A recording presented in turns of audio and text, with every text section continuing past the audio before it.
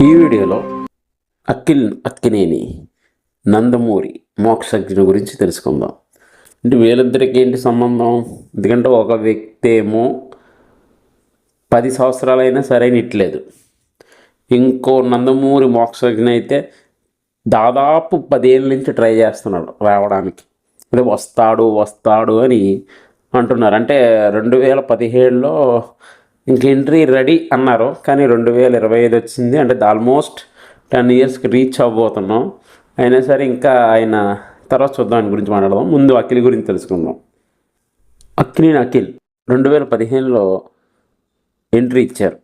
అది కూడా మామూలు సినిమా కాదు, తన పేరుతోనే అఖిల్ అని చెప్పేసి ఒక ప్రపంచాన్ని కాపాడే వీరుడుగా ఆ సినిమాలో మనకు కనిపించడం జరిగింది. ఇంకేముంది, ఆ సినిమాలో డ్యాన్సెస్ అయితే ఇరగదీసేశారు అండ్ సాంగ్స్ సూపర్. సినిమా కూడా ఒక అద్భుతమైన సంచలనం కొట్టబోతుంది అన్నట్టుగా ప్రచారం చేశారు. కానీ ఆ ఓవర్ ఎక్స్పెక్టేషన్ అంతా, అంటే ఫస్ట్ సినిమాలోనే అంత ఓవర్ చేయడం వల్ల సినిమా అనేది డిజాస్టర్ అయింది. సో ఆ తర్వాత హలో అనే సినిమా వచ్చింది. ఇది ఏ సినిమా అయినా అఖిల్ గారు ముందు ఒక నార్మల్గా వచ్చి ఆ తర్వాత ప్రూవ్ చేసుకోవాల్సింది, కానీ మొదటి నుంచే ఏదో గొప్పగా తీసేద్దామని, మాస్ క్యారెక్టర్ చేసేద్దాం అన్నట్టుగా చేయడం మొదలెట్టారు. ఇక ఆ సినిమా కూడా ఆడలేదు. నెక్స్ట్ మిస్టర్ మజ్ను, అది తనకు తగ్గ స్టోరీయే కాదంటలేదు సినిమా. ఎందుకంటే అక్కినేని నాగేశ్వరరావు గారు ఎలా తీశారో అలాంటి సినిమాలే ఇది కూడా ఉంది, బాగానే ఉంటుంది. అంటే సినిమా ఆ క్యారెక్టర్ ఇస్ ఓకే, కానీ సినిమా స్టోరీ అంత బాగోకపోవడం వల్ల ఆడలేదు. కానీ అఖిల్ గారి పెర్ఫార్మెన్స్ బాగానే ఉంటుంది. ఆ తర్వాత వచ్చిన మోస్ట్ ఎలిజిబుల్ బ్యాచులర్, ఈ సినిమాతో అయ్య గారు అనే పేరు ఏదో వచ్చినట్టు ఉంది. సో ఆ సినిమా బాగానే ఉంటుంది. అంటే ఆయన కొంచెం హిట్ స్టేటస్ వచ్చింది అంతే, పెద్ద హిట్ అయితే కాదు. నా సినిమా కూడా అంత గొప్పగా, అంటే యాక్టింగ్ కామెడీ బాగానే ఉంటుంది. అంటే ఆరెంజ్ సినిమాని కొంచెం అటు ఇటు తీసినట్టుగా అనిపిస్తుంది సినిమాని. ఇక సినిమాలో పూజ హెగ్డే ఉంది కాబట్టి, అప్పటికి పూజ హెగ్డే అంటే మంచి పేరు ఉంది కాబట్టి సినిమా ఓకే, పర్వాలేదు అనిపించుకుంది, హిట్ అంతే. కానీ తన ఎదుగుదలకి సరిపోయి హిట్ అయితే కాదు అది. ఆ తర్వాత ఇంకా ఒక 2 ఇయర్స్ మళ్ళీ గ్యాప్ ఇచ్చినట్టున్నారు.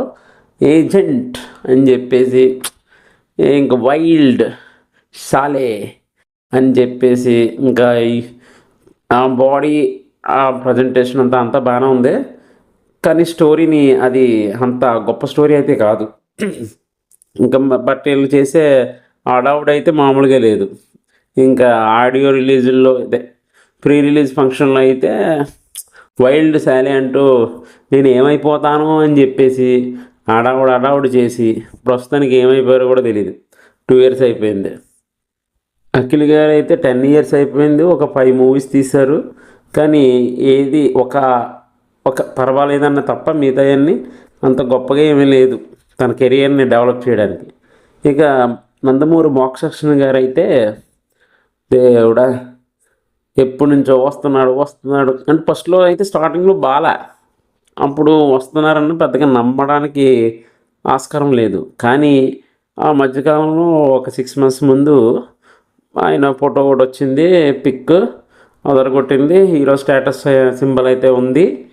కానీ ఏంటో అర్థం కాల. డిసెంబర్లో ఓపెనింగ్ అన్నారు, ఆ తర్వాత ఫిబ్రవరి అన్నారు, కానీ మార్చికి వచ్చేసింది. కానీ అసలు ఆ సినిమా ఉంటుందో లేదా అన్న కాన్సెప్ట్కి వెళ్ళిపోయింది. ఏంటో ఆయన ఎందుకు ఇంకా లేట్ చేస్తున్నారు? ఆల్రెడీ 10 ఇయర్స్ అయిపోతుంది ఆల్మోస్ట్, స్ట్రగుల్ వస్తూనే ఉన్నారు. సో ఇప్పటికీ ఇంకా నార్మల్గా దిగితే పని అవ్వదు, కొట్టడమే. ఒక మంచి హిట్ కొట్టాల్సిందే, బ్లాక్ బస్టర్ కొట్టి తీరాల్సిందే.